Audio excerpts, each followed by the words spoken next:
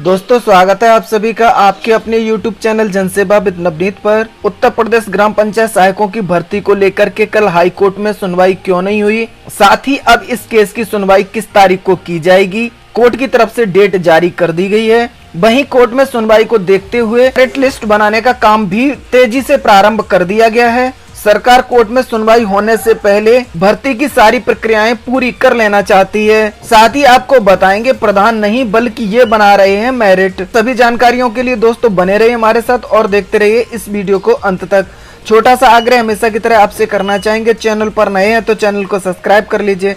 जानकारी अगर आपको अच्छी लगे तो वीडियो को लाइक और शेयर कर दीजिए। तो दोस्तों जैसा कि आपको पता है ग्राम पंचायतों में पंचायत सहायकों के पदों पर भर्तियां की जा रही हैं। इसको लेकर के बवाल थमने का नाम नहीं ले रहे हैं। एक याचिका हाई कोर्ट में तो एक याचिका सुनने में आ रहा है कि हाई कोर्ट की लखनऊ बेंच में भी लगा दी गई है। वहाँ पर भी कल इस संबंध में सुनवाई देखने के लिए मिली थी शिवशंकर और 4 अदर की याचिका पर। वहाँ पे क्या कुछ जानकारी देखने के लिए मिली है सूत्रों के हवाले से, उसके बारे में भी आपको बताएंगे। उससे पहले दोस्तों आपको जानकारी दे दें, कल सभी की निगाहें इलाहाबाद हाई कोर्ट पर लगी हुई थी। वैसे ही लोग इसी को लेकर के परेशान हो रहे थे कि इलाहाबाद हाई कोर्ट में देवी प्रसाद शुक्ल की याचिका पर सुनवाई के दौरान क्या कुछ देखने के लिए मिल सकता है।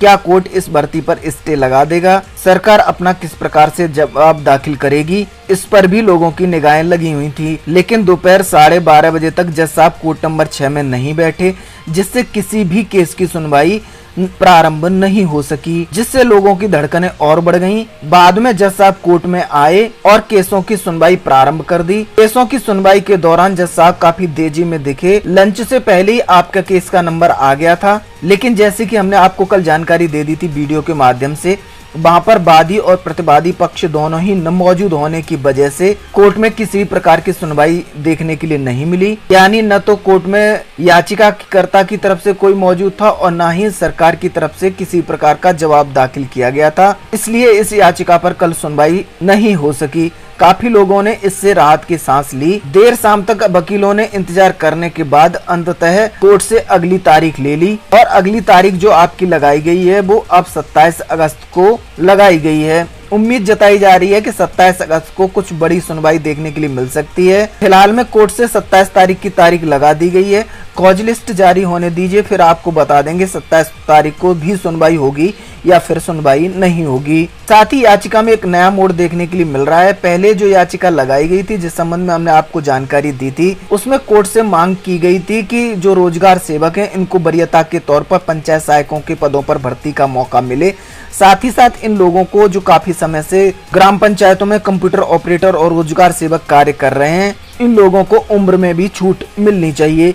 इसी को लेकर के याचिका लगाई गई थी, लेकिन अब इसमें बदलाव देखने के लिए मिल रहा है। वकीलों की तरफ से साथ ही साथ जो केस का स्टेटस शो कर रहा है उसकी तरफ से जानकारी देखने के लिए मिल रही है।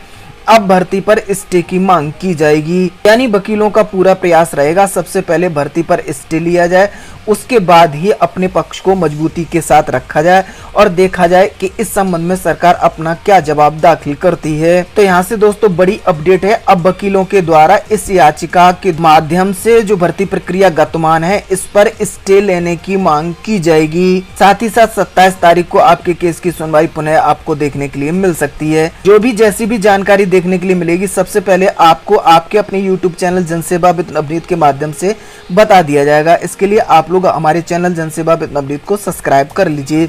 वहीं जानकारी एक अन्य भी देखने के लिए मिली है। इलाहाबाद हाई कोर्ट की लखनऊ बेंच में भी एक सुनवाई देखने के लिए मिली है। शिवशंकर और 4 अदर की याचिका पर जज साहब राकेश जी ने कोर्ट नंबर 4 में बड़ी सुनवाई की है। यहाँ से जानकारी देखने के लिए मिल रही है भर्ती पर किसी प्रकार का स्टे यहाँ से भी नहीं दिया गया है। जज साहब की तरफ से एक बड़ी बात ये कही गई है, जो भी नियुक्ति पत्र इन लोगों को वितरित किए जाएंगे वो कोर्ट के फैसले के अधीन होंगे, यानी कि भर्ती पर किसी प्रकार का स्टे नहीं होगा। बाद में अगर इन लोगों के फेवर में फैसला नहीं आता है, सरकार के पक्ष में फैसला नहीं आता है और ये लोग शिवशंकर और 4 अन्य लोग अगर इस केस को जीत जाते हैं तो इस भर्ती प्रक्रिया में संशोधन किया जाएगा।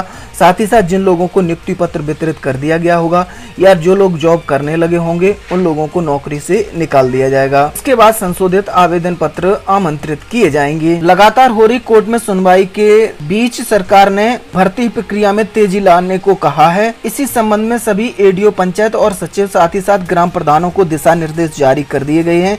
कि वो अपने यहाँ जल्द से जल्द मेरिट लिस्ट को तैयार करके शासन स्तर पर भेजें, जिससे कि जल्द से जल्द इन लोगों को नियुक्ति पत्र दिया जा सके। यहाँ से सरकार की तरफ से एक फॉर्मेट जारी किया गया है किस प्रकार से इन लोगों को मेरिट बनानी है और किस प्रकार से अपना डाटा भर करके सीएम साहब की अध्यक्षता में गठित समिति के पास भेजना है। उसका पूरा फॉर्मेट भी सरकार की तरफ से जारी कर दिया गया है। मेरिट लिस्ट बनाने की प्रक्रिया में काफी तेजी देखने के लिए मिल रही है। दोस्तों देख सकते हैं आपके सामने पूरा फॉर्मेट है, किस प्रकार से सूचनाएं भरी जानी है आपको बताते हैं।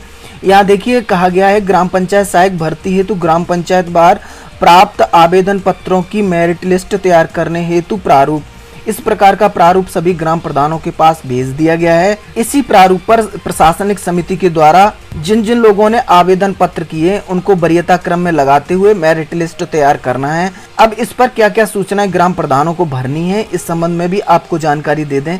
यहाँ पर देखिए सबसे पहला कॉलम दिया गया है क्रम संख्या, उसके बाद दिया गया है विकास खंड का नाम, यानी जिस विकास खंड में आपका ग्राम पंचायत पड़ता है उस विकास खंड का नाम यहाँ पे लिखना होगा। उसके बाद प्रशासनिक समिति यहाँ पर ग्राम पंचायत का नाम डालेगी जिस ग्राम पंचायत के लिए ये लोग लिस्ट अपनी भेज रहे हैं।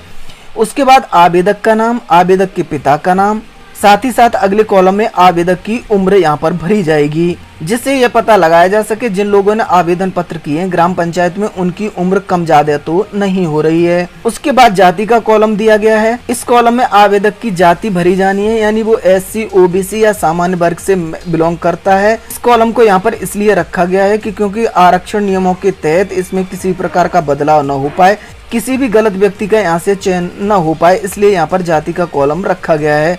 उसके बाद आपको पता का कॉलम मिल जाता है। यहाँ पर ग्राम प्रधान या प्रशासनिक समिति जिस जिस व्यक्ति के आवेदन आए उनका यहाँ पर पता लिखेगी। इसके बाद 9वां और महत्वपूर्ण कॉलम यहाँ पर दिया गया है प्रधान के आरक्षण की श्रेणी। ये बहुत ही महत्वपूर्ण कॉलम है। यहाँ पर इस कॉलम को इसलिए रखा गया है क्योंकि जैसा कि आपको पता है आरक्षण निर्धारित किया गया था पंचायत सहायक की भर्ती के लिए, यानी जो जिस श्रेणी में आपकी ग्राम प्रधान के लिए ग्राम पंचायत को आरक्षित किया गया था, यानी जिस श्रेणी का आपके यहाँ ग्राम प्रधान का पद आरक्षित था उसी श्रेणी का ग्राम पंचायत सहायक की भर्ती आपकी ग्राम पंचायत में की जाएगी। इसलिए यहाँ पर देखिए 7वें कॉलम में आवेदक की श्रेणी मांगी गई, यानी आवेदक किस श्रेणी से बिलोंग करता है। और उसके बाद 9वें कॉलम में आपकी ग्राम पंचायत किस श्रेणी के लिए आरक्षित थी, SC, OBC या फिर जनरल, उसके बारे में जानकारी मांगी गई है। उसके बाद आपको कॉलम मिल जाता है हाई स्कूल के लिए। पूर्णांक और प्राप्तांक भरने हैं आपको 10वें और 11वें कॉलम में। यहाँ पर हाई स्कूल में अभ्यर्थी का कितना प्राप्तांक है और साथ ही साथ उसकी परीक्षा के लिए कितना पूर्णांक निर्धारित किया गया था, इन दोनों कॉलम में जानकारी भरनी है। उसके बाद इसी प्रकार से इंटरमीडिएट की जानकारी यहाँ पर भरी जाएगी। अब यहाँ पर अगले कॉलम में यानी 14वें कॉलम में जानकारी मांगी है कुल पूर्णांक, हाई स्कूल और इंटर को मिलाकर के अभ्यर्थी का पूर्णांक कितना हो रहा है, इस कॉलम में जानकारी भरी जाएगी। उसके बाद कुल प्राप्तांक, इस कॉलम में अभ्यर्थी द्वारा हाई स्कूल और इंटर की परीक्षा में जितने भी अंक प्राप्त किए गए हैं, यानी जितने भी उसके नंबर आए हैं, टोटल नंबर को यहाँ पर 15वें कॉलम में भरा जाएगा। उसके बाद हाई स्कूल और इंटर के नंबर और पूर्णांक को जोड़ने के बाद परसेंटेज की गणना की जाएगी। अब यूपी बोर्ड की बात करें तो जैसा कि सभी लोगों को पता है हाई स्कूल में 600 अंक का पूर्णांक होता है, साथ ही इंटरमीडिएट में 500 नंबर का पूर्णांक होता है। इन दोनों को अगर जोड़ लेंगे तो 1100 हो जाएगा। इसी प्रकार से ये देखेंगे कि अभ्यर्थी ने कितने कितने अंक प्राप्त किए हैं। यानी यहाँ से मान लेते हैं अभ्यर्थी ने इंटर में 300 नंबर प्राप्त किए हैं, साथ ही साथ हाई स्कूल में अगर उसने 400 नंबर प्राप्त किए हैं तो यहाँ पर उसके कुल नंबर जो हो जाएंगे वो 700 हो जाएंगे। उसके बाद इनका परसेंटेज 1100 पूर्णांक के आधार पर निर्धारित किया जाएगा। अब इसकी जानकारी इन सभी लोगों को 16वें कॉलम में भरनी है। 17वां और अति महत्वपूर्ण कॉलम ये उन लोगों के लिए रखा गया है जिन लोगों ने अपने किसी परिवारीजन को कोरोना महामारी के बीच में खो दिया है। ऐसा कोई व्यक्ति अपनी ग्राम पंचायत में पंचायत सहायक के पर नियुक्त होना चाहता है और उसने इस भर्ती के लिए आवेदन किया है तो उसकी जानकारी इस 17वें कॉलम में भरी जाएगी। इस प्रकार से प्रशासनिक समिति इस सभी जानकारियों को भरकर जितने भी आवेदन उन्होंने ग्राम पंचायत में प्राप्त किए हैं, जो समय सीमा निर्धारित की गई 31 अगस्त तक हर हाल में जिला पंचायत राज अधिकारी कार्यालय में उपलब्ध करा देगी। लेकिन जानकारी ये भी देखने के लिए मिल रही है, जब इस संबंध में ग्राम प्रधानों से बात की गई तो उनका स्पष्ट तौर से कहना था कि अभी उन लोगों से जितने भी आवेदन आए थे उन सभी आवेदनों को ब्लॉक स्तर पर जमा करा लिया गया है। वहीं से सेक्रेटरी या सचिव इस प्रपत्र पर जानकारी भरकर भेज देंगे। उन लोगों की इस भर्ती में किसी प्रकार की भूमिका नहीं है। यानी जो भी कार्य किया जा रहा है वो ग्राम पंचायत सचिवों के माध्यम से ब्लॉक स्तर से किया जा रहा है। पंचायत भवन या पंचायत कार्यालय में किसी प्रकार की बैठक देखने के लिए नहीं मिल रही है और ना ही मेरिट लिस्ट को तैयार कराया जा रहा है।